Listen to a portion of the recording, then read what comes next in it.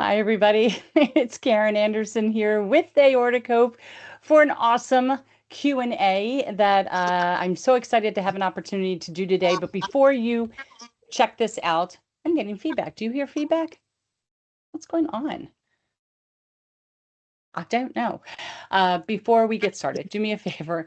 Click like, click subscribe, click that little bell so you're notified every time that we have a new video that pops up, so you won't miss any of the wonderful stuff that we've got. And today we've got some wonderful stuff, and you're looking right at him right there. This is Dr. Ben Youdelman, cardiothoracic surgeon with Maimonides. Is it health system, medical health system? What's the exact title? Maimonides Health, period. Period. Okay. We Maimonides are Health, period. the largest, we're the largest hospital in the great city of Brooklyn, New York, which is technically the fourth largest city in the United States with about 3 million people in it. It's a lot of people in it. Yeah, we're pretty busy place, pretty big place. So what does busy mean? I always wondered, like, because, when you go as a patient, you kind of sort of feel like you're the only one because everybody stares at you like, wow, this is amazing. But that could be your local ER. So what is a busy aortic center look like? So in terms of the catchment area is really the big issue. So we are what's called catchment area, the number of patients who may seek their help at our healthcare, at our emergency department is about 3 million people. That's insane. And for every million people, roughly, there's about 200 to 500 complex aortic cases that will present themselves on an annual basis, in addition to the people that are already there. So in addition to the people that you find that come to you electively, there will be aortic dissections and aneurysms and newly identified ruptures and things like that. So it's percentages per million. And then, of course, we have over 100,000 emergency department visits, and that obviously kicks off a lot of complex pathology. And this is in addition to our regular heart surgery practice, which is certainly quite busy. So we are just hired a 7th surgeon, which is wonderful. And we have a very good group of people, a lot of camaraderie, both in terms of cardio aortic surgery and the vascular surgery team. So our aortic center proper really encompasses all now 11 surgeons, soon to be 12, because we hired yet another vascular surgeon. And so we've got a lot of people and a lot of eyes and a lot of smart people to sort of chime in and look at these patients. And we don't exactly make decisions by committee, because it's a little more complicated than that. But we do allow for a complex discussion about really all of our patients. So for the cardiac patients with cardiology and whatever other physicians are involved in their care, and then with the aortic surgery patients and the aortic non-surgical patients, we have a lot of complex discussions every Wednesday, in fact, which is what today is, where we talk during a 2-hour conference and go over aortic surgery, all the complex aortic cases and things like that. So busy is busy. And, I came to work on Monday at 6:30, and I left work on Tuesday at 4:30. So busy is pretty busy. But busy makes me think more people. Look, we don't know the return on our investment statistically wise and number wise with Think Aorta, but busy would make me think that more people are hearing about this, possibly are aware, are in tune, or talking to their families. Could that maybe be the case countrywide? Well, I think very, very clearly about the way that the information is processed and transferred. I do think that patients and families who have heard of or have aortic disease themselves are certainly extremely well informed. But I do think, as you and I have talked about many times, the ability for patients to communicate with their physicians is very difficult. And the attempts to ace your Healthcare journey. healthcare journey is very difficult when you yourself or have a difficult time opening up or communicating with your Hmm. physicians, or let's say your physicians are old and austere, or young and austere, or young and aloof, or whatever it happens to be. But I do think that the better part of our work is informing the physicians at the primary care physician level and at the subspecialty level that doesn't Hmm. directly get involved with aortic pathology, meaning cardiology, who does not directly get involved with aortic pathology, despite what has been communicated out there in the field. Hmm. Um, they really appreciate some of the levels of discussion that we have with them with regards to transferring patients for a conversation, evaluation, and treatment, and things of that nature. But there's no question that primary care physicians who can identify aortic patients as a first line are so appreciative when they have the ability to understand the complex nature of aortic disease. And I get calls from primary care physicians and get patients transferred from primary care docs, mostly because I've communicated with them that that's the right thing for them to do. And I'm Yeah. open to that conversation. So, there's a lot of mixing and complexity to this, but I do think that the messaging that we have consistently gotten out there in order to help people to understand how to identify at-risk families, Hmm. that patients who have cerebral bleeds and unexplained sudden death in multiple family members may Yeah. not be coronary artery disease causing heart attacks, may very well be aortic disease. And Hmm. we've really done, I think, a very good job of Yeah. making that clear. And by doing that, opened up the conversation, and the conversation, I think, again, allows us all to educate everybody around us. Hmm. So is that why we're so busy in our aortic center? I certainly hope that some of it is that. Hmm. I know it's not because we've identified new disease. I think it's that diseases were undiagnosed. Right, right. And we just went in the opposite order of what we discussed 10 minutes ago. But one of the things you bring up that's just coming to my mind is I often talk and I'll text you in the middle of the night, do you know a center in this area of Kentucky or whatever? And what I'm realizing is I think a lot of us in and around major cities take for granted that we have such a strong aortic team right in our backyard. Or right within an hour's drive. And I've been talking to a lot more patients and community members that are just in so many remote areas of this country that we just take for granted, that are like, what's an aortic center? I don't understand. Like, just tell me the type of physicians I need to talk to, and let me get to at least something regional if I had an emergency, because I know they'll then take me to the center that's 4 hours away. So I'm speaking language that they don't even understand. So to everyone, I guess then, what would be the most important people? You just mentioned primary care, but so what are the roles that would be most important for people to, at least the titles, the people to have on their team, mini team, a team, anyway. Yeah, I mean, I think that's a extraordinarily hopeful statement that you're Yeah. making. But the truth is that even the discussion amongst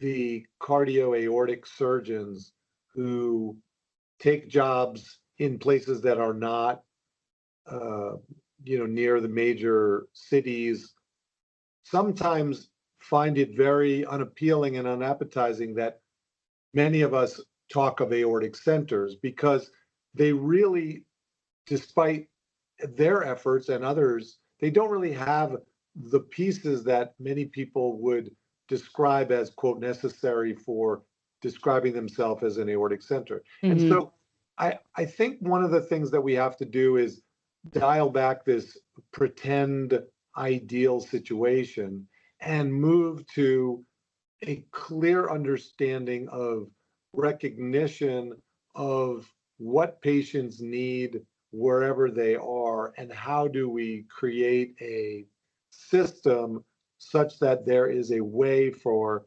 patients to know that if their family has high risk because of known dissection, aneurysms, unexplained sudden deaths, cerebral bleeds, that they can establish a pattern of care and that their physicians in their little town or wherever they happen to be can appreciate that they need to control their blood pressure more aggressively, that they need to be much more attentive to, routine follow-up.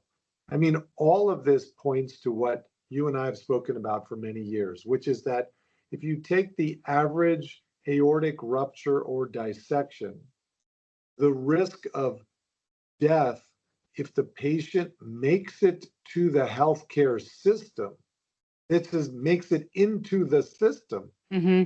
the risk of death for all comers could be as high as 20, 30%.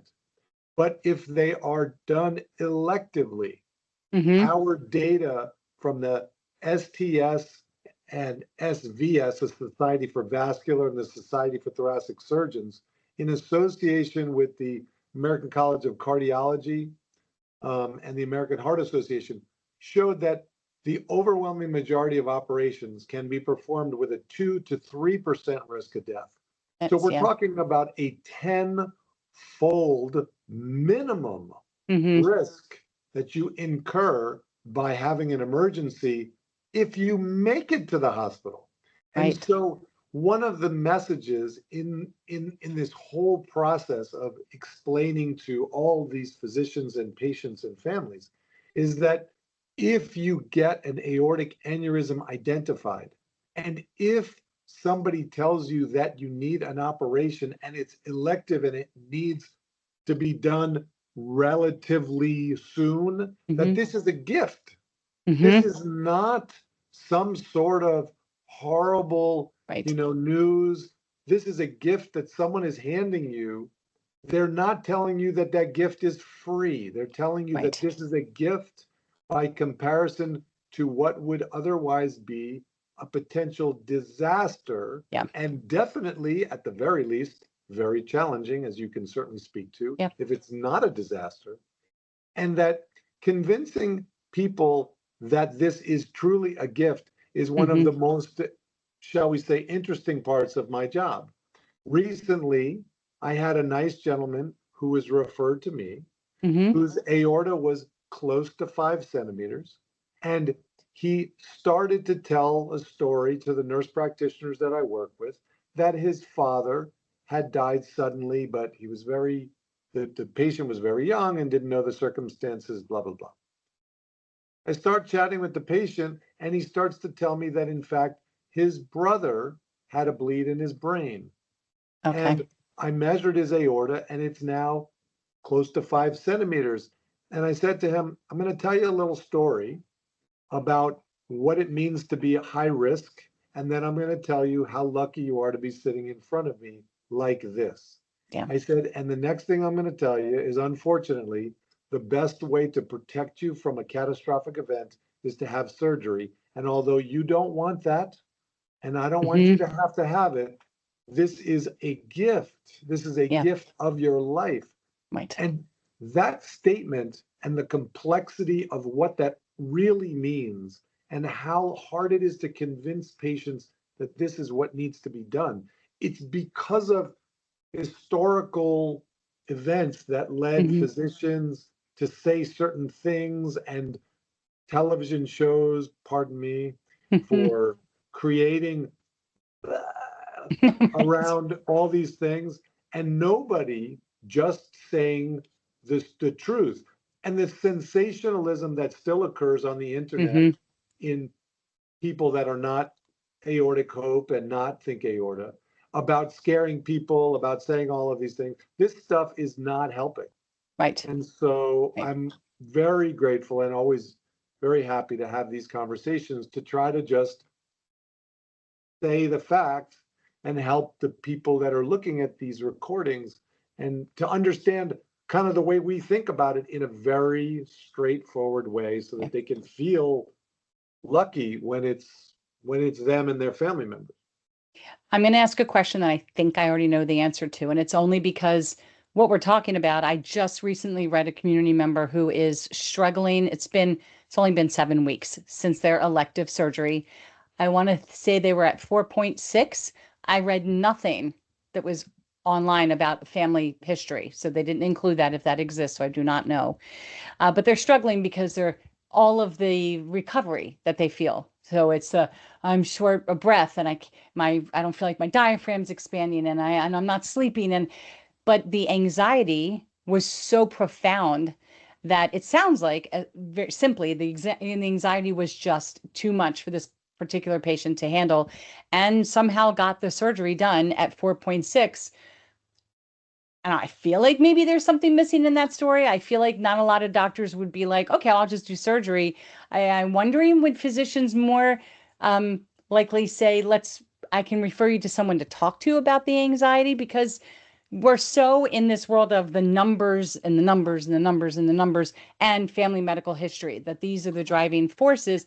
So I was just curious to know, do physicians really just take into account the mental health aspects of this watch and wait and how grueling that can be? Well, listen, I think that this is a topic that transcends every single aspect of the medical field. Oncology certainly has done an Yeah. incredibly good job. Pediatric surgery and pediatric oncology has done a tremendously good job in these areas. I think the other areas of surgery have done a very lousy job up until recently to address what we know through, the research that you and I have done and has been done, that major diagnoses carry major anxiety. And it Hmm. doesn't matter necessarily whether you are saved from an emergency operation or you are forced to undergo an elective operation. If you are overwhelmed, you're overwhelmed. It doesn't Hmm. matter. Yeah. We have had patients. I've had patients go through aortic dissections and come out the other side in very unbelievable ways, Hmm. where either they say, I don't remember anything that happened, and so I have no anxiety about it because I don't even know what happened. You tell me Hmm. I'm okay, and they live their life. And I've had other people being incredibly debilitated with elective surgery, um, but they might have been as debilitated with significantly less impact events in their life. My thought about a patient that winds up having surgery at less than the indicated size, and we'll leave it at that, Hmm. Hmm. is that probably there's a significant piece missing. And you can imagine if somebody has a first degree relative or even a second degree relative who had unexplained sudden death or Hmm. a sudden death event, and they have something and you're telling them it could result in a sudden death event, and they say, listen, I just want this getting taken care of, it's very Yeah. difficult to say no, because we don't actually know what the statistics are for any individual. We just know Hmm. what the statistics are for a population of people with this Yeah. diagnosis. Now, with the 30 to 35 genes that have been clearly identified and the many, many, many other genes that have not been identified, owing to the 80% of the patients that I see every year that Hmm. are not under the genetic, markers that we have identified. It's very difficult for me to tell them whether they're going to be alive at 1 year or whether we should rescan them at 1 year. And so Yeah. I have offered surgery to people in situations where it was less than the indicated size, when we've sized the entire event up Yeah. and said to them, here's the statistics, here's what you are, I think this, I think that. But the overwhelming majority of patients, when I tell them that you have a greater risk of going through the surgery of heart attack, stroke, lung, liver, kidney problems, bleeding, and death than if you don't have the surgery at 1 year, Hmm. although that risk is not zero. Hmm. Most level-headed people say, I'm going to take the least risky pathway, not the Right. more risky pathway. Sure. Yeah. So it's a statement where I have to say the truth. I have to tell them what I believe. But if when it's all said and done, they say, I just want this taken care of, and I know I can do this with very low risk, Hmm. I have Sure. offered surgery. Yeah. It does not happen very often. And I know people that scare the crap out of their patients. Mm-hmm. I have found that it doesn't help me and it Yeah. doesn't help them. So I don't do that. Yeah. So much so that the fact that I'm not jumping up and down and getting nervous and telling them that they have to have surgery or they're going to die, sometimes that gets them upset because they think that I'm not telling them the truth. And Right. I say to them sometimes, just because I'm not jumping up and down and telling you that you might die doesn't mean that it's not true. It just means Mm-hmm. that I've chosen to have a calm, collected conversation about this very complex topic and not decided to sit here and scare you to the point where you don't even hear a word I'm saying. To which Right. they usually say something like, wow, that's a very different than I would have expected. And I'm like, Yeah. well, Yeah. maybe The this two is are just different. my personality Yeah. disorder, but this is who I am. No, it's a good difference. It's a good thing. I don't want to keep you all afternoon because we've jumped around out of order, but I've loved what we've talked about. Brought you on here because for this month of May, we've been talking about aortic dissections, and I know you have a little something. Do, do, do, do. Here comes the heart. Explain what we're looking at. Let's talk about the aorta. And then I just want to get into some general conversation about dissections and some of the fallacies and the statements that we hear about them out there. Okay. Aorta is a big tube made up of 3 layers, the inside, the outside, and the middle. There you go. The outside's the strength layer. The inside provides some strength, and the middle provides the blood vessels and some stretchy layers. Yeah. Aortic dissections are when blood goes into the middle layer by tearing through the inner layer, but then it tears back into the main layer of the tube and does not rupture out, Mm-hmm. which can happen. So that's the definition. It can happen at any size. It can happen at any place. It is common in people who have first-degree relatives who've had a dissection. It is not necessarily more common in patients who have high blood pressure, but it just shows that people who have high blood pressure and who have a predilection for aortic disease are run together. Now, Mm-hmm. you can easily see how that would stand to reason in medical statistics because people maybe who don't have high blood pressure but have a predisposition for dissection, maybe they never present. Maybe Mm-hmm. we never see those patients. So it's Yep. hard to know whether it's true, kind of related, but not exactly dependent. Mm-hmm. It's hard to know. Now, an aneurysm is just an enlargement of an area of the aorta. We believe very strongly that in many patients, an aneurysm or a dilation of the tube will put you at an increased risk for dissection. But in reality, we are not 100% sure of all of these things, but we look at every patient as someone we need to protect from death. And so Mm-hmm. we approach everybody with the information that we have. And the one thing we have definitely done a great job of in the Society of Thoracic Surgeons is that we have identified that the majority of the aortic operations that we do, including endovascular aortic repair, including straightforward anterior ascending and aortic root aneurysm repair, the majority of the relatively more common straightforward operations we can perform with a risk of death that's less than 2 or 3%, all comers. Mm-hmm. Now, if you get into the more complicated arch aneurysms and aneurysms involving the belly and the chest across where the blood vessels go to the intestines and the kidneys, those are a little more complicated, but the majority of the operations that we can do and the endovascular operations that we can do carry a risk of death that's very, very low. And because of that, we've been able to intervene earlier. And because of that, I believe very strongly, we've been able to protect patients for a longer period of time and to help patients who've had dissections and complicated operations to then go through the second and maybe third operation with lower risk than patients had to go through in the past. Now, this may or may not be true for any individual, but absolutely for the group as a whole, I think we're doing a great job of lowering the risk for intervention. Hmm. I would agree. So talking about, you just mentioned thoracic and you mentioned abdominal. One of two big things that I hear out there that are just, they confuse people, they scare people. First one would be that if you have an aortic dissection, you'd be lucky if you live, you know, 5 years, let alone 10. That's still floating around out there. And we've been talking about this since we met.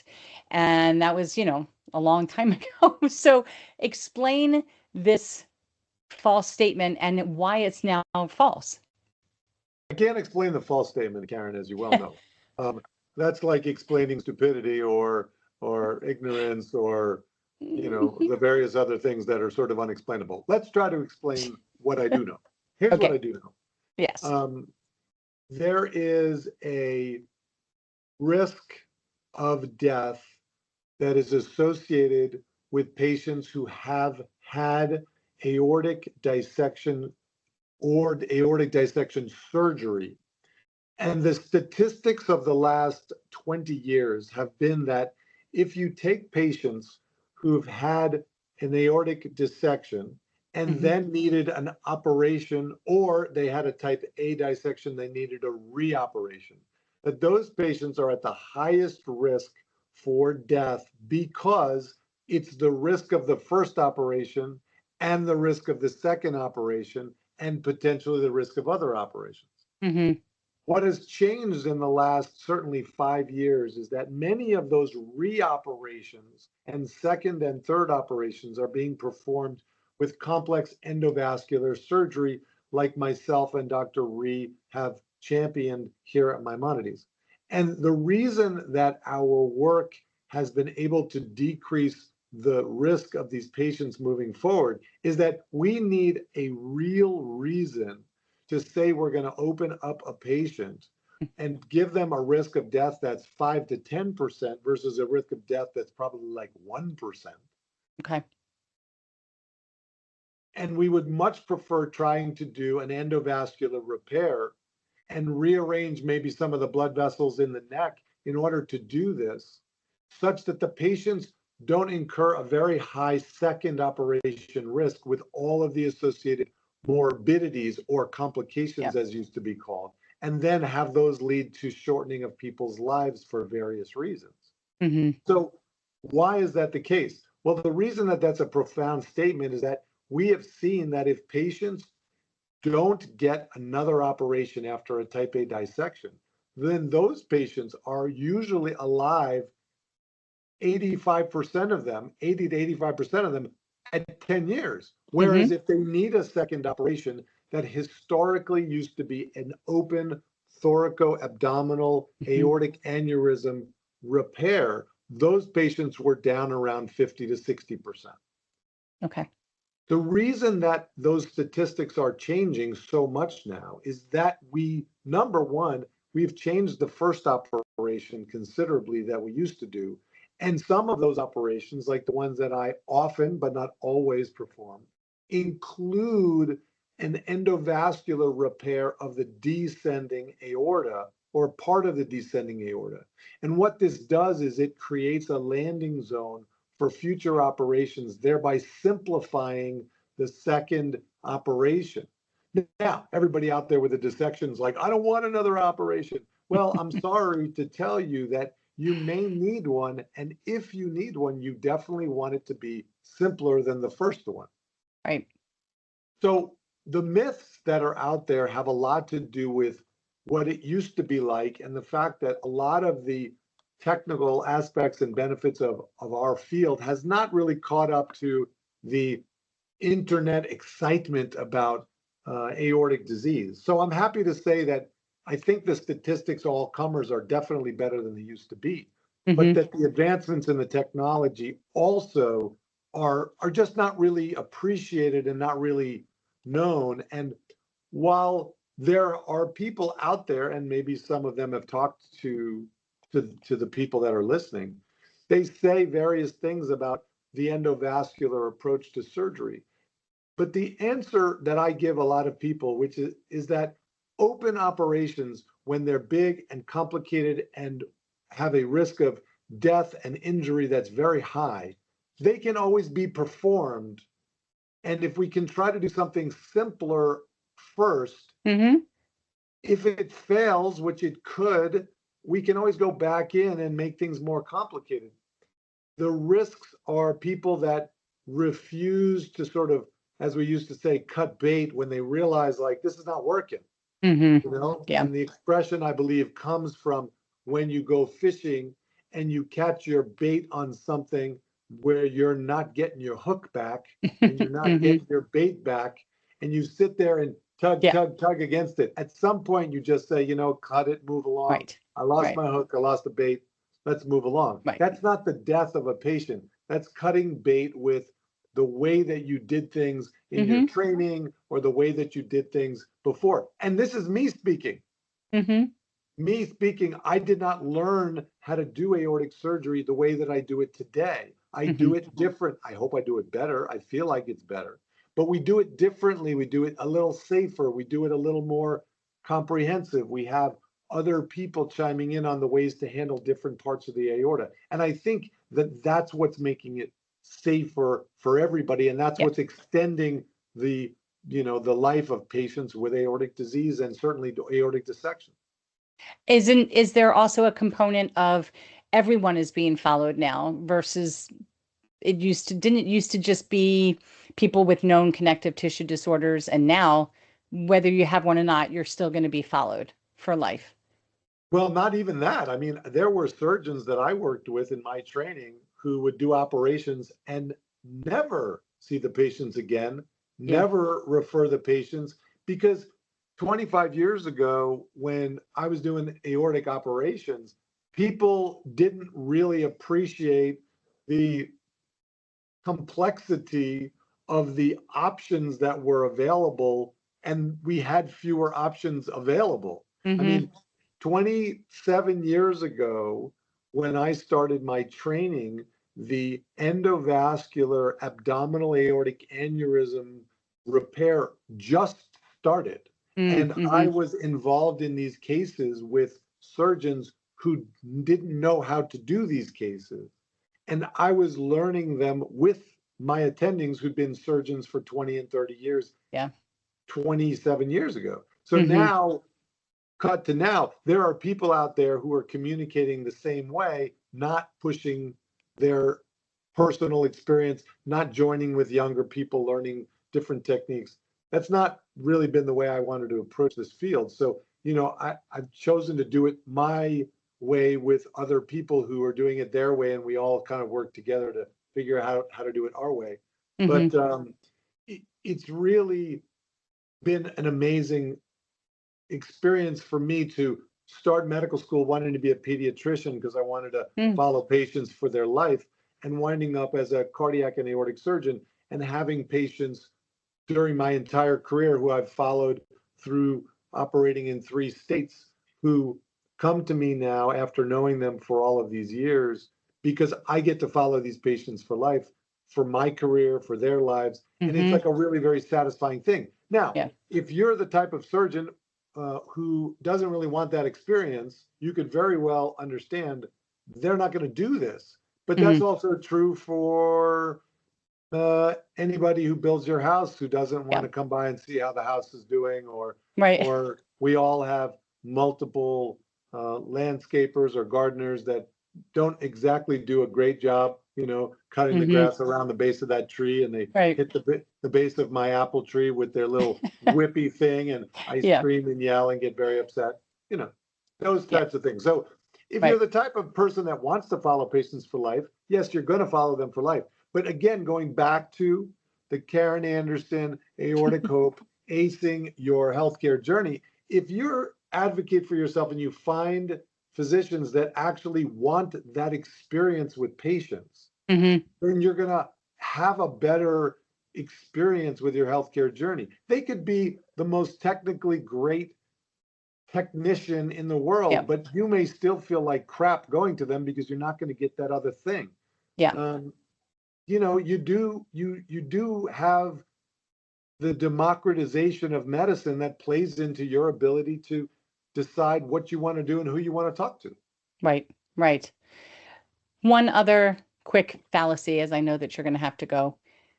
You have a dissection in the ascending, you're not going to have one in the descending, and vice versa. Yeah, see, this is one of those really weird things it's even difficult to communicate this to other physicians. So I don't want anybody to think that somehow magically, if you go to medical school and you learn these 40,000 new terms that we have to regurgitate out on exams, that somehow you're going to know the difference. And the answer is you won't, because nobody knows. Mm-hmm. The simple answer is that there are rare patients, and I have had them, who have two separate dissections. But I would say that's one out of maybe 10,000 people. The overwhelming majority of them have different areas where the tear occurs. Mm-hmm. A is in the ascending, B is in the B-sending. Right. So Always remember that. it's easy, right? But Yes. what people don't understand is that if you have a tear in both, it goes up and over the arch and down.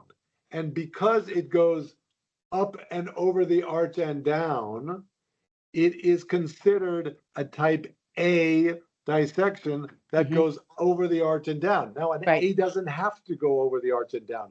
Yeah. And we've created another complex naming system, which makes it even more complicated. But Mm-hmm. for the basics and simple understanding for the average person, if you had a type A dissection and it went from your ascending aorta all the way down towards your toes, that's Mm-hmm. a type A dissection.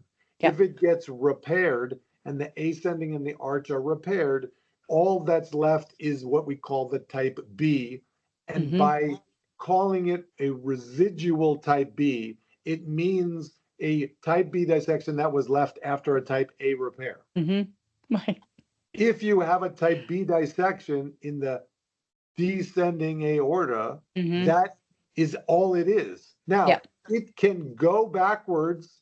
You can get another thing, but Mm-hmm. at that moment, that's what it is. Right. So when people say I have a type A, type B, that they're just sort of spewing words Yeah. that they saw on a website or somebody said, but it's really important that people understand that they shouldn't feel like they have two separate diseases. It's one Right. continuum.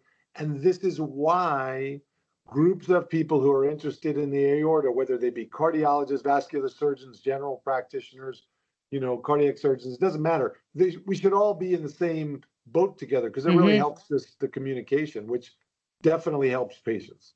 I think sometimes, even in my world, if you have organizations that only focus on certain areas, it is confusing because I think patients think, well, I had that, so I don't need to ever ask a question about abdominal because I have this and this is all I have. And you're right, they just don't have a disease in that location. It is one vessel. So if you have an abdominal aneurysm, you're not at risk to have an aneurysm anywhere else in the aorta or vice versa, correct?